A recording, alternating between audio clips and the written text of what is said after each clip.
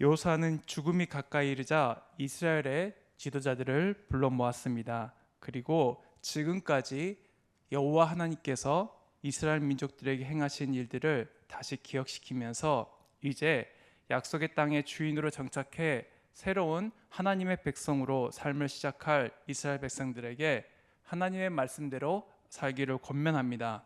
주된 그 유언의 말씀은 기업 분배를 하셨던 그 하나님의 은혜를 다시금 기억하고 율법을 준수하고 여호와 신앙의 순수성을 다시금 새롭게 할 것을 말하고 있습니다. 그리고 가나안 족속과의 교제와 결혼을 금지하고 약속의 땅 가나안 땅에서의 기업에 관해서 하나님의 신실하심을 믿고 그 또한 그 말씀 안에서 벗어나지 않을 것을 당부하며 혹시라도 하나님의 말씀을 또한 불순종했을 때 그 저주를 하나님께서 행할 것이라고 분명히 경고하였습니다.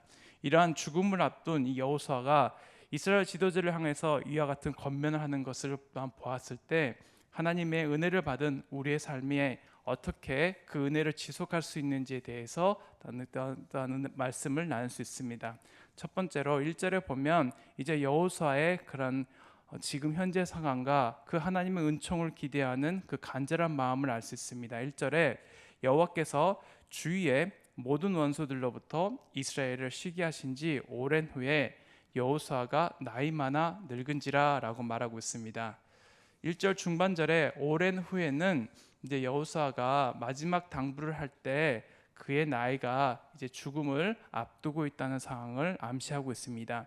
여호수아 24장 29절에 보면 여호수아의 죽을 때의 나이가 110세라는 것을 알 수 있습니다. 그래서 지금 이스라엘을 정복하고 땅을 분배받은 후에 어느 정도 세월이 지났고 110세가 임박하기 전에 어느 시점이라는 것을 우리는 알 수 있습니다. 여호수아는 정말 출애굽과 그리고 가나안을 정복하고 이와 같이 이스라엘 민족들이 이 가나안에서 여러 유업들을 이제 분배받는 역사적인 사건들을 그가 눈으로 보고 선두에 서서 그 모든 것들을 체험했습니다. 그리고 이스라엘의 지도자들을 향하여서 최후의 고별 설교를 하는데 그 모든 그 설교 가운데 하나님의 은혜로 이스라엘 민족들이 잘 되기를 바라고 있고 여호와께서 약속하신 것은 반드시 성취된다는 것을 그가 다시 한번 당부합니다. 신명기 12장 10절에 너희가 요단을 건너 너희 하나님 여호와께서 너희에게 기업으로 주시는 땅에 거주하게 될 때 또는 여호와께서 너희 주위에 모든 대적을 이기게 하시고 너희에게 안식을 주사 너희를 평안히 거주하게 하실 때라는 말씀이 있습니다. 이와 같이 하나님께서는 그 가나안 땅에서 승리할 것이고 안식을 주시겠다고 신명기 12장 10절에서 이미 말씀하셨고 그 말씀이 여호수아 오늘 본 말씀에 보는 것처럼 그 모든 대적들을 원수들을 쫓아내시고 안식을 주시겠다고 분명히 그 언약의 말씀이 성취된 것을 이제 우리는 보게 됩니다. 그런데 우리가 한 가지 볼 수 있는 것은 이스라엘이 여호와 하나님께서 주시는 그 안식이 과연 무엇이냐라는 것입니다. 사실 이 안식은 그야말로 전쟁이 그쳤다는 의미도 있습니다. 하지만 더 나아가서는 지금 가나안 땅은 바로 이방 민족들이 우상을 숭배하는 그런 곳이었습니다. 따라서 이 안식을 주셨다는 것, 그리고 우리 믿는 자들에게 있어서 참된 안식은 무엇인지 다시 한번 생각해 볼 수 있는 것은 하나님만을 섬김으로 이 하나님의 다스리심과 통치가 이루어질 때 우리는 그때서야 비로소 안식을 누리게 된다는 것입니다. 하나님 백성의 참된 안식은 진정으로 하나님의 통치 안에 거할 때 누릴 수 있다는 것입니다. 그리고 하나님이 이스라엘에게 주신 안식은 원수들로부터의 안식인데 원수는 단지 전쟁에서의 적이 아닙니다. 이스라엘의 원수였던 이방인들은 창조주이시고 구원주이신 하나님의 다스림을 거부하고 세상에 헛된 우상을 섬기는 자들이었습니다. 눈에 보이는 이 원수인 이방인의 진정한 원수들은 바로 이방의 거짓된 우상들이었습니다. 이는 가나안 기업 분배가 이루어지고 이스라엘이 안식을 누렸다고 지금 회고한 후에 그 6절부터 바로 우상 숭배에 대한 경고를 중심으로 율법을 준수하라는 지금 여호수아의 권면에서도 분명히 드러납니다. 그리고 율법을 준수하고 따를 뿐만 아니라 이방인과의 교제도 또한 결혼도 금지하는 경고를 통해서 바로 우리가 안식이 무엇인지, 여호와 하나님이 주시고자 하셨던 그 참된 그 평안과 기쁨과 만족이 무엇인지 다시금 생각해 볼 수 있는데, 그것은 하나님의 다스림과 통치와 그 주권이 하나님의 백성들에게 임할 때에 분명한 그 안식이 임한다는 것입니다. 그렇다면 이 안식을 누리기 위해서는 무엇을 해야 되냐면 하나님의 말씀을 지켜 행해야 된다는 것입니다. 6절에 그러므로 너희는 크게 힘써 모세의 율법책에 기록된 것을 다 지켜 행하라. 그것을 떠나 우로나 좌로나 치우치지 말라라고 당부하고 있습니다. 6절에서는 이스라엘 백성들의 삶의 기준이 자기 자신의 나름대로의 주관이나 가치나 또는 상황에 따라 변하는 것이 아니라 율법책에 기록된 것, 객관적이고 절대적인 것이 바로 그 온전하신 하나님의 말씀을 지켜서 행하는 자들의 삶의 태도라고 분명히 말씀하고 있습니다. 그런데요, 여기서는 그 기록된 것을 중간 부분에 기록된 것을 다 지켜 행하라라고 말하고 있습니다. 이 지키다는 것은 이 의무나 율법을 관심을 가지다는 것입니다. 이것은 내적으로 그 율법에 대해서 집중하고 유의하고 그 관심을 가진다는 그런 신앙의 참된 태도를 말합니다. 그런데요, 우리가 그 지키다라는 것으로 율법에 대해서 집중하는 것뿐만 아니라 내면의 동기도 중요한데 외적으로 그 율법을 드러내야 됩니다. 그게 바로 행하다라는 것입니다. 하나님의 백성으로 살아갈 때 우리는 가슴 내면에 이 하나님의 가르침에 대해서 집중하고 주의하는 것뿐만 아니라 때로는 외적으로 내가 하나님의 말씀을 집중하고 주의하고 있다는 것을 드러내고 지켜서 해야 된다는 것이 동시에 이루어져야 된다는 것입니다. 즉 하나님의 말씀을 마음으로 신뢰하고 집중할 뿐만 아니라 밖으로 그 모든 행위가 드러나야 된다는 것이 바로 온전한 하나님의 말씀을 지켜서 행하는 그 삶의 태도라고 할 수 있습니다.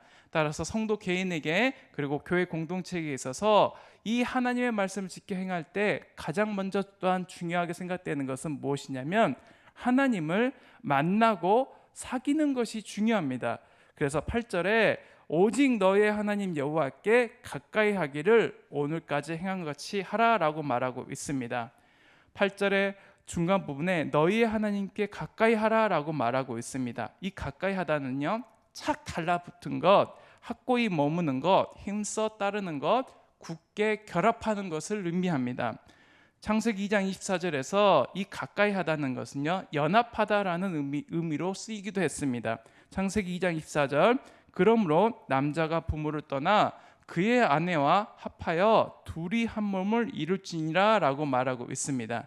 즉 이 가까이 하다라는 단어는 하나님이 목적어가 되면 마치 아내가 남편에게 순종하거나 아들이 아버지에게 순종하는 것 같이 이스라엘이 여호와 하나님을 가까이 하는 것을 일단 의미합니다. 신명기 10장 20절에 내 하나님 여호와를 경외하여 그를 섬기며 그를 의지하고 그의 이름으로 맹세하라. 시편 73편 28절에 하나님께 가까이 함이 내게 복이라. 내가 주 여호와를 나의 피난처로 삼아 주의 모든 행적을 전파하리이다 라고 말하고 있습니다. 이것은 율법을 행하는 것보다 깊은 차원의 사랑으로 내적인 관계성을 의지합니다. 이 가까이 하다는 것은 정말로 부부간이 서로 가까이하고 연합되고 결속된 그 온전한 그 관계를 의미합니다. 그리고 이것은 이 지금까지 우리가 행했던 이 가나안 정복의 모든 역사가 하나님과의 온전한 연합 가운데 이루어졌다는 것을 분명히 말하고 있습니다. 그러니 과거도 현재도 미래도 하나님과 가까이 있음으로 말미암아 영적으로 깨어서 하나님이 우리에게 주시는 그 생명의 말씀을 지켜서 행하기를 분명히 말하고 있습니다. 이것은 하나님을 가까이 하는 것이 어떤 의미인지 분명히 말해줍니다. 참으로 성도는 하나님을 가까이 하되 부부가 서로 사랑하듯이 해야 됩니다. 성경에서 하나님과 성도의 관계가 신랑과 신부로 비유되는데 이것도 하나님을 친근히 대하는 정도를 우리에게 가르쳐 줍니다. 그렇다면 성도가 하나님을 가까이 해야 할 이유는 무엇입니까? 그것은 하나님이 우리의 축복과 능력의 근원이 되시기 때문입니다. 우리의 생명, 복, 능력의 근원이 하나님께 있습니다. 우리가 하나님에게서 멀어지면 멀어질수록 이 생명과 복과 능력도 그만큼 멀어진다는 것을 우리는 알아야 합니다. 특별히 우리는 세상에서 사단과 영적인 전쟁을 치르고 있습니다. 그렇기 때문에 더욱더 하나님을 친근히 가까이 해야 됩니다. 우리가 하나님을 가까이 할 때 또한 하나님의 능력을 잊게 되고 이제 사단의 세력을 물리쳐 이길 수 있는 힘을 얻을 수 있게 됩니다. 여호수아가 이스라엘 백성들에게 하나님을 가까이 하라고 권면한 이유도 그들이 계속해서 안식을 누리고 남아있는 가나안 족속들을 완전히 정복하는 것은 오직 여호와 하나님의 능력을 힘입을 때에만 가능했기 때문입니다. 이와 동일하게 오늘 이 시대를 살아가는 우리 또한 하나님의 말씀이 기준과 유일한 그 하나님을 우리가 믿고 따라야 하지만 세상은 여러 가지 것들로 그들의 신을 삼고 다원주의 또한 유일하신 그 진리가 아니라 자신의 감정과 느낌과 이성과 판단이 더욱더 하나님보다 앞서 있는 시대를 사는 것 같은 착각을 불러일으킬 때가 우리가 당면한 시대라는 것입니다. 그리고 사단은 더욱더 교묘하게 우리 가운데 유일하신 하나님이 아니라 다른 것을 더 가까이 하라고 합니다.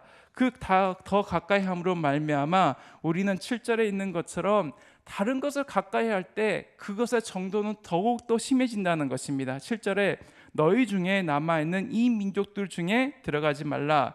그들의 신들의 이름을 부르지 말라. 그것들을 가리켜 맹세하지 말라. 그것들을 섬겨서 그것들에 절하지 말라. 12절에도 마찬가지입니다. 너희가 만일 돌아서서 너희 중에 남아있는 이 민족들을 가까이하여 더불어 혼인하며 서로 왕래하면 이라고 말하고 있습니다.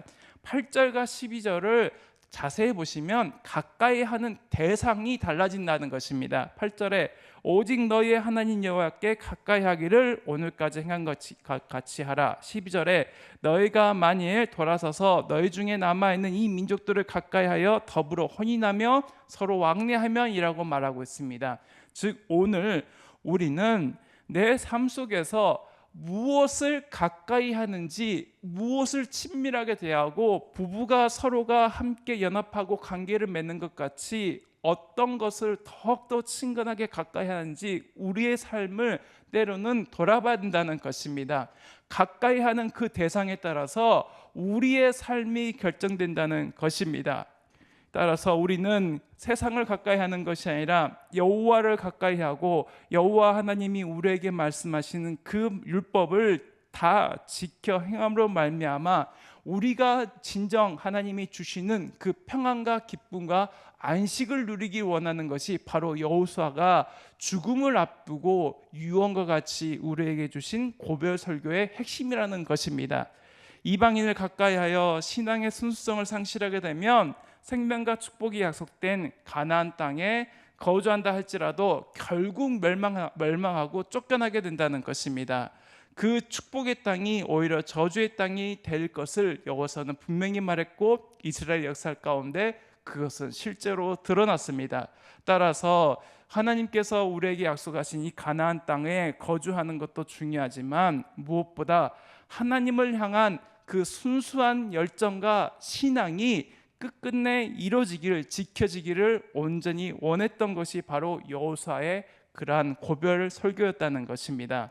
따라서 우리의 삶 가운데 하나님의 다스림과 통치하신 가운데 하나님의 왕권으로 다스리는 그 하나님의 백성, 하나님의 왕권이 또한 그 통치하시는 그 땅이 바로 하나님의 그러한 온전한 그 안식이 거주하는 그런 땅이라는 것입니다. 우리가 진정 주님의 다스림과 주님의 왕권과 주님의 주권을 인정하로 말미암아 하나님의 그 온전하신 안식을 누리는 귀한 하나님의 자녀들이 되기를 간절히 소망합니다. 아멘. 기도하겠습니다.